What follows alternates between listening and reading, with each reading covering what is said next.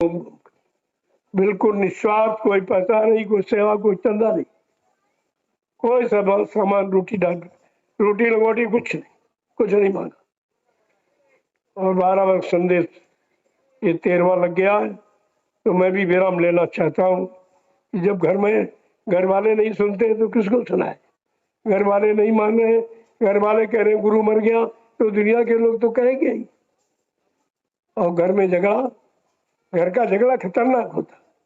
कहते हैं विश्व युद्ध सरल है, गृह युद्ध कठिन है। आज गृह युद्ध हमारे साथ घर के झगड़ा कर, ये गुरुदेव नाम भी लोते हैं और गुरु को मानते ही नहीं। ये नहीं पता कि ये गुरुदेव नाम क्यों मान रहे हो, ये नाम भी तो गुरु का जगह, तुम्हारा जगह, गुरु की जगह नाम को मानते हैं, गुरु को नहीं। बुद्धि नहीं की। अरे जब नाम का काम कर रहा तो वो कितना काम करे, ये नहीं सोचते। और जो आदमी मर जाता उसका नाम काम करता है, फिर नाम क्यों लेते हो? जब तुम कह रहे हो बाबा जी मर गए तो नाम क्यों लेते हो? मैं यही उनसे पूछता हूँ कि आपको नाम नहीं लेना चाहिए। लेकिन नहीं, वो जानते हैं कि नाम लेना चाहिए। आप सब कहते नहीं बाबा जी हैं। अब धीरे धीरे दोनों कहने लगे। उज्जैन वाला भी, मथुरा वाला ड्राइवर भी कह रहा हम कब कहते बाबा जी चलेंगे। मथुरा वाला कह रहा बाबा जी आएंगे, हम उनको उनका सौंप देंगे, माफी मांग लेंगे। वो दयालु है, माफ करते, बात तो सत्य। हाँ, दयालु तो माफ कर ही देते, बड़े बड़े अपराधियों को माफ करते। और उज्जैन वाला क्या कह रहा, कहा हम तो मतलब यानी गुरु का प्रचार करते हैं। और ये गुरुवाई कर रहे हो, ये क्या है? क्या ये भी किसी को कहा गया था? 1912 में होली का अंतिम कार्यक्रम था, तो बाबा जी ने क्या कहा था, बच्चा ये नामदान आगे नहीं मिल सके, फिर क्या उसे देना है? ये गुरु वचन मान रहा, समय आने पर नाम की बख्शीश होगी। अब कुछ दिनों के लिए नाम बंद हो रहा है, जो मिला है तुम उसको बैठकर जपो, तुम्हारा काम बच जाएगा। लोगों को मेरे वचन सुनाते रहना, नामदान सुनाते रहना, ये नहीं कहा, मेरे बच्चों को याद कराते रहना, वो भी अपनी जगह पर बने रहेंगे, समय से उनका भी कल्याण हो जाएगा। ये बात नहीं कहेंगे, मैं मतलब की बात थी। मैंने जब कहा तो हमारे सामने तो आते नहीं, मैं तो अकेले ही घूम रहा हूँ, तो सब फौज फाटा लेके चलते। इतना डर है हमारा उनको, हमारा इतना डर है इनको, ये कभी खाली नहीं। जैसे मैं बैठे बोल रहा ऐसे नहीं, मैं जैसे मिलता हूँ सबसे घूमता हूँ, ये काम नहीं कर सकता हूँ, वो डर है। हमको अपने प्रेमियों से प्रेम है, और उसको प्रेमियों से नहीं, सत्संगियों से सेवा लेने का केवल काम है, कोई काम नहीं, कोई काम नहीं। जानता हमने सेवा ली और बुरे कामों में लगाई, कोई अच्छे काम में नहीं लगाई जो आगे संगत के काम आवे, उसको तो डर रहेगा ही, डरेगा आपसे नहीं मिलता। तो हम फौज फाटा लेके चलता है, क्यों? उसको डर ये है कि गुरु मर गया, अब एहसास हो रहा गुरु मर गया, हमारी मदद कौन करेगा।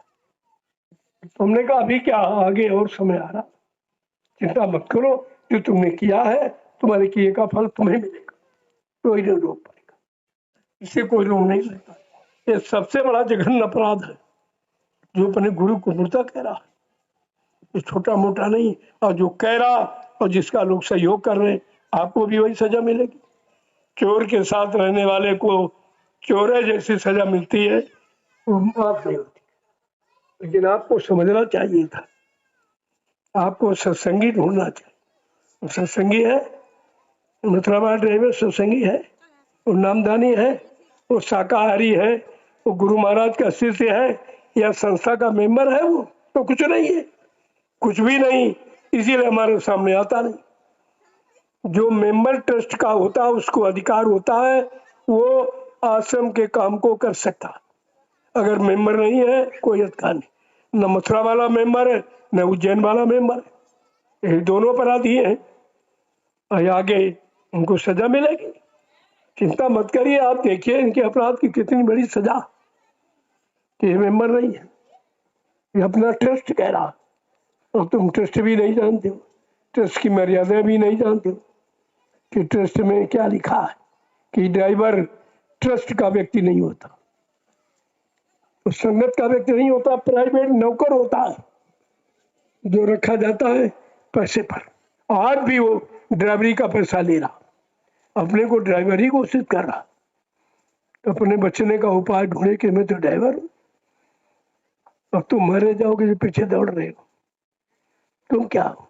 पूछा जाए चलो तो ड्राइवर तो क्या हो, तुम सत्संगी भी नहीं रह पाए, ना वो भजन करता है, ना वो जानता ही कुछ बेचारा नहीं, और मुश्किल से 2-2.5 साल गाड़ी चलाई, इससे बड़े बड़े दिन लोगों ने जीवन भर गाड़ियां चलाई, उनको कहते कुछ नहीं, और इसको उत्तराधिकारी बना दिया 2 साल वाले ड्राइवर को।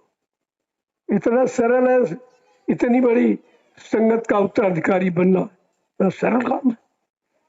अरे योग्यता होती है, ऐसे नहीं बनाया जाता। 45 करोड़ की संगत है, मूर्ख बना दिया गया बिना पढ़ा लिखा, इसको आपने उत्तराधिकारी मान लिया।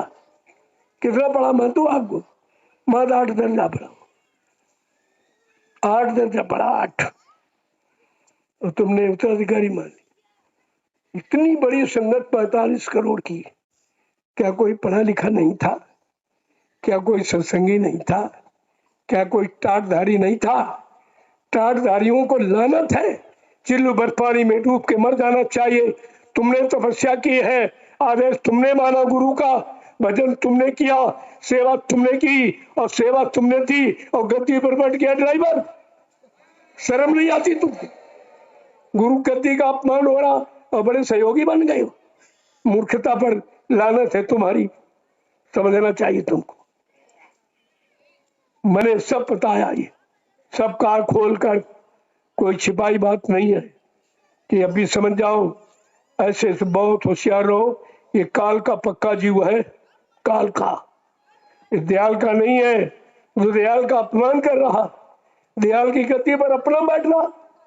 अरे भाई, गद्दी पर कोई समकक्षी बैठाला जाता, राजा की गद्दी पर कोई राजा से योग्य व्यक्ति को रखा जाता, उसका चयन किया जाता, मतलब जितने सदस्य होते हैं और वो सब उसका चुनाव करते हैं और चुनकर बैठालते हैं। और इसका किसने चुनाव किया? ट्रस्ट ने चुनाव किया इसका। ट्रस्ट से पूछा ही नहीं गया कि उस समय वो जो शासन था वो इसके मामा का था, ये भांजा था उसका, उस समय जिसका शासन था सपा का, उसका ये भांजा था। अपनी नाते रिश्तेदारी समझकर उस सपा के लोगों ने इसको पगड़ी बांध दी है। ये सबसे बड़ा अपराध है। वो प्रशासन भी नहीं छिपेगा, वो भी नहीं बचेगा, सजा उसको भी भोगनी पड़ेगी, या जा उसका शासन देश से खत्म हो गया। अब नहीं, अब तुम गद्दी की उम्मीद मत करना, तुम्हें जीवन में नहीं मिलेगी। तुमने अपराध किया है। ये मथुरा गए थे, इन्होंने देखा जब पुतला, तो जो कहा कपड़ा हटाओ, हम भाई चरण स्पर्श करेंगे, हमारे पारिवारिक कुल गुरु हैं, तब ऐसे किया।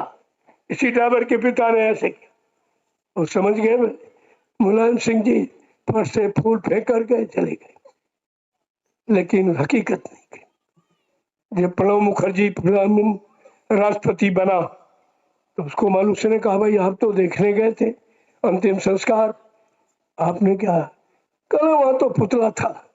कहा तुमने कहा क्यों नहीं? काम कर देते वहां खूनी क्रांति हो जाती, छिपा दिया। ऐसा सच्चाई छिपाने पर इनका भी राज चला गया। ऐसे सारे राज चले गए।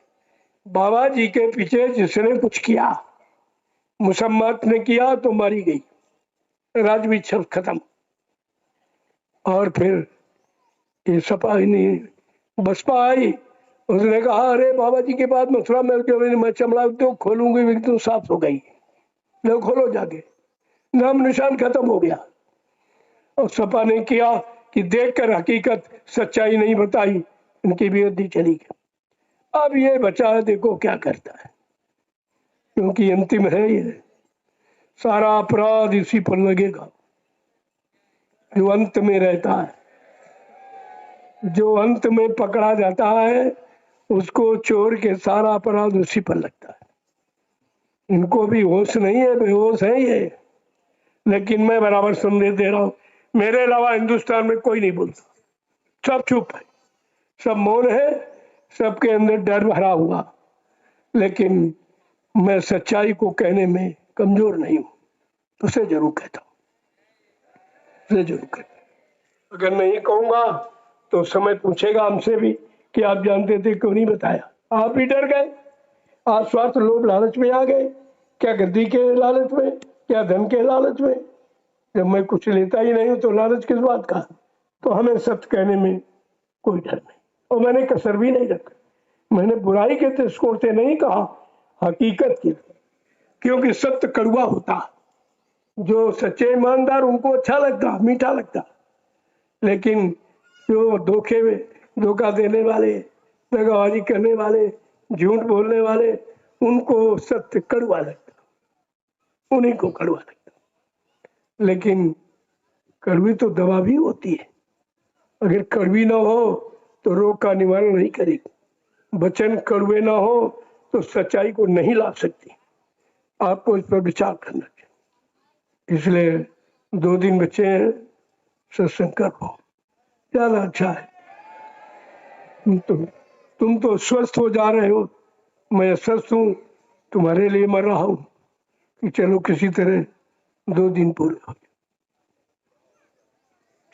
शरीर में कुछ नहीं रहा, 10 किलो वजन कम होगा। सोचो आप, कुछ बचा नहीं है, केवल बैठा ही बैठा।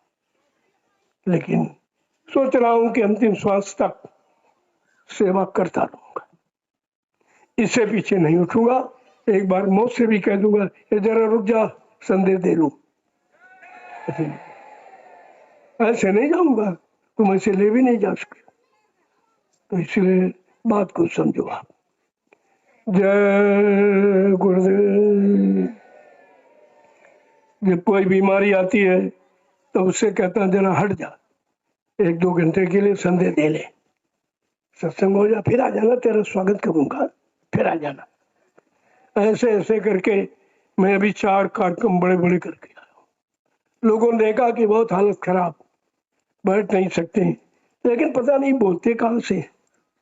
ये कहते हैं तो ये आवाज में तो कोई मालूम नहीं दे रहा कि बीमार है, और आप कहते हो बीमार है। तो हमने कहा आवाज हमारी नहीं है, शब्द उसके ओंठ हमारे, बस सिर्फ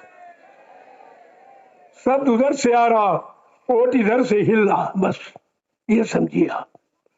तो मैंने कहा नहीं भाई, बीमारी से भी कहता हूं तुम आई हो, तुम्हारा स्वागत करूंगा, लेकिन 2 घंटे के लिए अब आप थोड़ा हट जाओ, संदेश दे दो।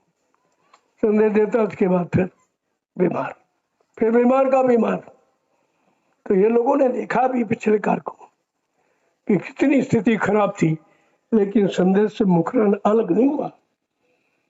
कुंडली सदा चली आई, प्राण जाए पर वचन नहीं, ये वचन नहीं। तो आप वचन सुनने से मुड़ भागे जा रहे हो। सोचना चाहिए, तुम्हारे लिए बीमारी बैठ कर आया हूँ, बीमारी साथ में लाया हूँ कि भाई तुम साथ में चलो, तुम आई हो, तुम्हारा स्वागत करूंगा, लेकिन हमें थोड़ा समय दे देना। मैं अपना काम कर लूं, फिर तुम अपना काम करना।